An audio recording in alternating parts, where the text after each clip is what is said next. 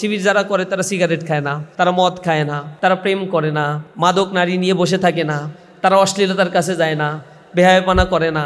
এগুলো কেন করে না? না করার জন্য এমন কোনো নাই যে একটা কোষ্ঠী পাথরের কাছে আমরা যাই, তাকে নিয়ে একটু সোয়াই নিয়ে আসি, এরপরে সে ঠিক হয়ে যায়, তা না। এই জন্য আমাদের অনেক স্ট্রাগল করতে হয়।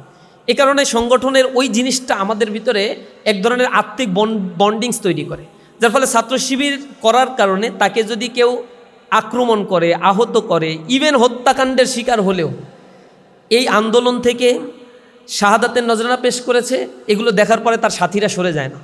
একজন হাত হারিয়েছে, পা হারিয়েছে, এরপরে ইসলামী ছাত্র শিবিরকে গালিগালাজ করে না, কারণ ছাত্র শিবিরের ওই বিউটিটা সে অ্যাকসেপ্ট করতে পারে। সংগঠনের কিছু ইটারনাল বিউটি আছে, যে জিনিসগুলো সংগঠন ভুক্ত না হলে অন্য কোনোভাবে আপনি আসলে উপলব্ধি করতে পারবেন না, বুঝতেও পারবেন না, এটা বোঝা সম্ভব না। সামনে শিবিরকে দেখে পেছনে আমরা কীভাবে নিজেদেরকে গড়ে তুলি এটা বোঝা সম্ভব না। সুতরাং ইসলামী ছাত্র শিবিরের মধ্যে আরও অনেক বিউটি আপনারা খুঁজে পাবেন। যদি রাজনৈতিক কোনো ছাত্র সংগঠন বা আদর্শিক কোনো ছাত্র সংগঠন করার প্রয়োজন হয়, আমি বলবো ইসলামী ছাত্র শিবিরই একমাত্র ছাত্র সংগঠন, যে ছাত্র সংগঠন করলে আপনি একাডেমিক্যালি সফট স্কিল, হার্ড স্কিলের পাশাপাশি আপনি আপনার ব্যক্তির ইনার বিউটিকেও এক্সপ্লোর করতে পারবেন এই সোসাইটির সামনে। আমরা রাতের বেলায় জাগ্রত হয়ে আমাদের জনশক্তি শিক্ষার্থীদেরকে নিয়ে তাহাজ্জুদের নামাজের ট্রেনিং দেই, কিভাবে রাতের বেলায় আল্লাহর কাছে চাইতে হয়, বাবা মায়ের জন্য কিভাবে দোয়া করতে হয়, সমাজ পরিবারের জন্য কিভাবে দোয়া করতে হয়, সেগুলো আমরা শিক্ষা দিই। যেটা রাসূল আমাদের শিক্ষা দিয়েছেন, ইন্না নাশিয়াতাল লাইলি হিয়া আশাদ্দু ওয়া আকওয়ামু কিলা।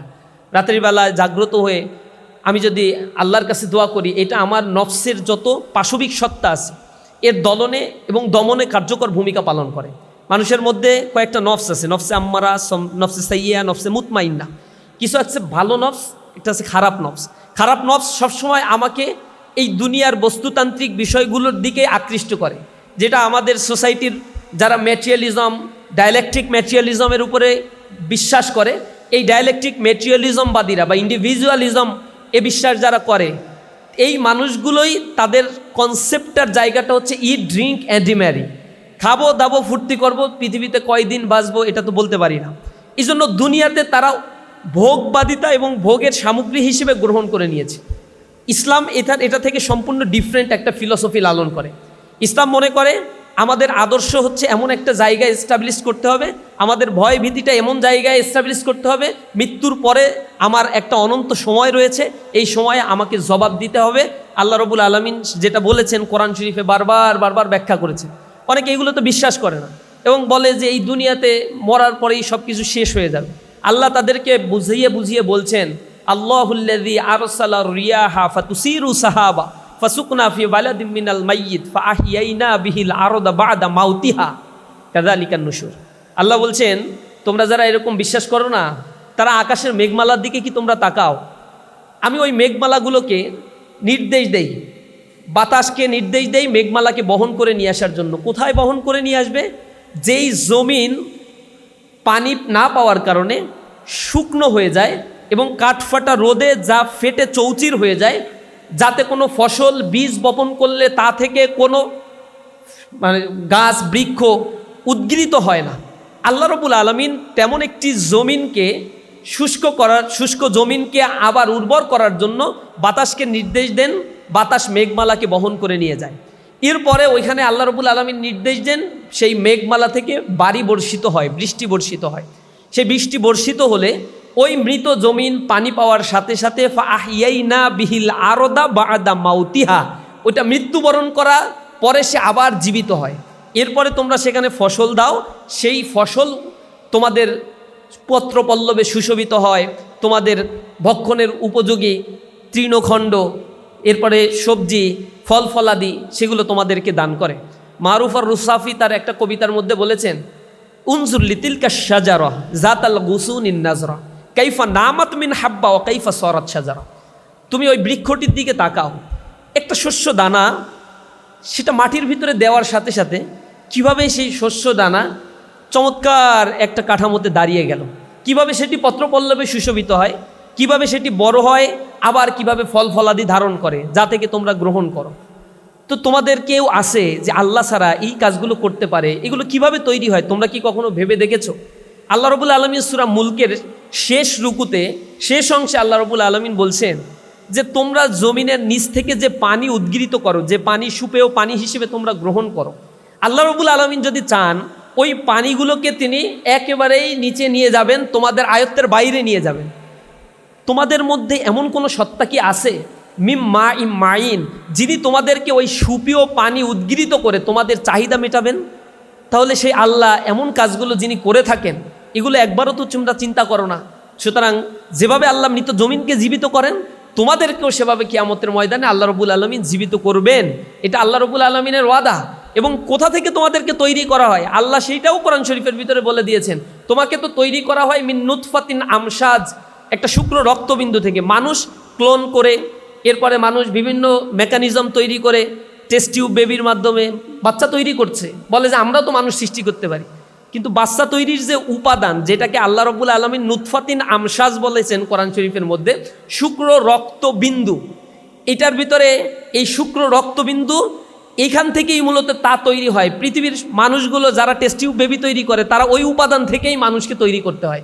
ওই উপাদানের সৃষ্টিকর্তাই হচ্ছে মহান আল্লাহ রাব্বুল আলামিন। ওই স্রষ্টার সুনিপুণ এই সৃষ্টিগুলো মানুষতত্ত্বের, মানুষের মস্তিষ্কের মধ্যে ঢুকিয়ে দেওয়ার জন্যই মূলত ইসলামী ছাত্র শিবির তার জনশক্তিদেরকে নিয়ে কাজ করে। যখন এই সৃষ্টি সত্য তত্ত্ব সম্বন্ধে আমাদের ধারণা ছিল না, মানুষ কেন জন্মগ্রহণ করেছে, কী বা তার দায়িত্ব, কেনই বা সে পৃথিবীতে এসেছে, কেনই বা নির্ধারিত সময় পরে তাকে চলে যেতে হয়, এই বিষয়গুলো ইসলামী ছাত্র শিবির একজন শিক্ষার্থীকে, সেটা মেডিকেলের স্টুডেন্ট হতে পারে, কলেজের স্টুডেন্ট হতে পারে, পলিটেকনিকের স্টুডেন্ট হতে পারে, ইউনিভার্সিটির স্টুডেন্ট হতে পারে, সকলের কাছে ইসলামী ছাত্র শিবির সেই ফিলসফিটা তুলে ধরে। সুতরাং ইসলামী ছাত্র শিবির যে রাস্তার সন্ধানটা, সিরাতুল মুস্তাকিমের পথটা দেখায়, এই পথটা দেখানোর পরে ইসলামী ছাত্র শিবিরের প্রতি একটা ডেডিকেশন, ডেসপারেশন ছাত্রদের ভিতরে কাজ করে, যেটা আমাদের ভিতরে কাজ করেছে। কারণ আমরা পারিবারিকভাবে ছাত্র শিবির করে আসি নাই, আমরা বুঝে শুনে দেখে ইসলামী ছাত্র শিবিরকে শিখেছি। ইসলামী ছাত্র শিবির কীভাবে কাজ করে, মূল উদ্দেশ্য, লক্ষ্য কী, সংগঠনের কোন গুণটা সবচেয়ে ভালো। ইসলামী ছাত্র শিবির সাধারণ শিক্ষার্থীদের নিয়ে কাজ করে এবং তার জনশক্তিদের নিয়ে কাজ করে। দুই ক্যাটাগরিতে আমাদের কাজ হয়।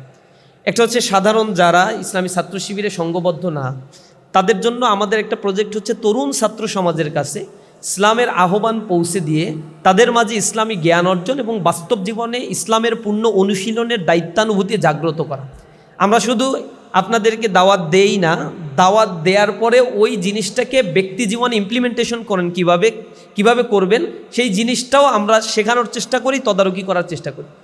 যারা আমাদের এই ইনভাইটেশনকে ওয়েলকাম করে, অ্যাকসেপ্ট করে, তারা আমাদের সংগঠনে সংঘবদ্ধ হতে পারে। তবে কিছু টার্মস অ্যান্ড কন্ডিশন আছে, কিছু ট্রেনিং প্রোগ্রাম হয়, কিছু বই খাতা পড়তে হয়, ইসলাম সম্বন্ধে জানতে হয়, ভাইবা দিতে হয়, রিটেন পরীক্ষা হয়, অনেকগুলো প্রক্রিয়ার মধ্য দিয়ে সংগঠনের মান উন্নয়ন করতে হয়। এখানে কয়েকটা স্তর আছে। প্রথমে সাপোর্টার হতে হয়, যে আমি সাপোর্ট করি। এই ক্ষেত্রে খুব বেশি কিছু জানাশোনা পড়াশোনা না করলেও হবে, শিবির সম্বন্ধে জানলেই হবে, আমাদের লক্ষ্য উদ্দেশ্য জানতে হবে। এরপরে আপনি যদি কর্মী হতে চান, তাহলে আমাদের বেসিক কিছু বিষয়গুলো আপনাকে জানতে হবে, যে ছাত্র শিবির কীভাবে কাজ করে, কাদের নিয়ে কাজ করে, কেন করে, এই জিনিসগুলো আপনাকে জানার জন্য কিছু নির্ধারিত লিটারেচার আছে, এগুলো পড়তে হবে। এরপরেও যদি আপনি কর্মী হওয়ার পরে আবার সাথী হতে চান, তাহলে আপনাকে কিছু পরীক্ষা দিতে হবে, ভাইবা ফেস করতে হবে, কিছু বই পড়তে হয়। আর পরের স্তর, লাস্ট স্তর আমরা বলি মেম্বার অফ দিস অর্গানাইজেশন। এই মেম্বার হতে গেলে আরও অনেকগুলো সিলেবাসের বই, কোরআন হাদিস পুঙ্খানুপুঙ্খভাবে অধ্যয়ন করা, বুখারি, মুসলিম, তিরমিজি, নাসাই শরীফের হাদিস, এরপর তাফসির, ন্যূনতম একটা তাফসির অধ্যয়ন করতে হয়। এই তাফসির, কোরআন, হাদিস এবং ইসলামী সাহিত্য, Islamic economics, Islamic law, traditional economic সিস্টেমের সাথে এর কম্পেয়ারিজন করা, এই সামগ্রিক বিষয়গুলোর একটা অধ্যয়ন করার পরে লিখিত পরীক্ষা হয়, কয়েক দফা লিখিত পরীক্ষা হয়, এমসিকিউ পরীক্ষা হয়, ভাইবা হয়। এগুলো প্র্যাকটিক্যালি ফেস করে এরপর সদস্য হতে হয়। তার মানে অনেকটা বিসিএসের ক্যাটাগরির চাইতো সামথিং আরও কয়েকটা স্তরের পরীক্ষা টরীক্ষা নিয়ে এটা আরও বেশি জটিল করে রাখা হয়েছে। কারণ আমরা চাই যিনি এই পর্যন্ত আসবেন তাকে ইসলামের শরিয়া সম্বন্ধে বেসিক নলেজটা থাকতে হবে, কোরআনের নলেজটা থাকতে হবে, ইসলামিক ল সম্বন্ধে তার নলেজটা থাকতে হবে, Islamic political system, Islamic state system, Islamic economic system সম্বন্ধে তার ধারণা থাকতে হবে, ইসলামিক ব্যাংকিং ফর্মুলা সম্বন্ধে ধারণা থাকতে হবে, ইসলামিক ইন্টারন্যাশনাল রিলেশনশিপ কেমন হয়। অর্থাৎ সব মিলে একজন মানুষকে আমরা গড়ে তোলার চেষ্টা করি, যে আমাদের যত প্রবলেম আছে মানব জীবনের সব প্রবলেমগুলো আমরা কোরআন এবং হাদিস এর আলোকে সলিউশন করতে চাই। এই জিনিসটা কিভাবে আমি সলিউশন করব, তার পুঙ্খানুপুঙ্খ নলেজটা আমাদের এই সিলেবাসের মধ্য দিয়ে একজন শিক্ষার্থীকে আমরা শেখানোর চেষ্টা করি। তার মানে এই না যে এই সিলেবাসের এই বইয়ের বাইরে আর কিচ্ছু সে পড়তে পারবে না। আমাদের জন্য সব কিছুই ওপেন, এবং যে কেউ যে কোনো ধরনের জ্ঞান অর্জনের জন্যই কাজ করতে পারে, প্রতিযোগিতায় অংশগ্রহণ করতে পারে। আর একটা কোশ্চেন এখানে আসছে যে সংগঠনের কোন গুণটা সবচেয়ে ভালো লাগে।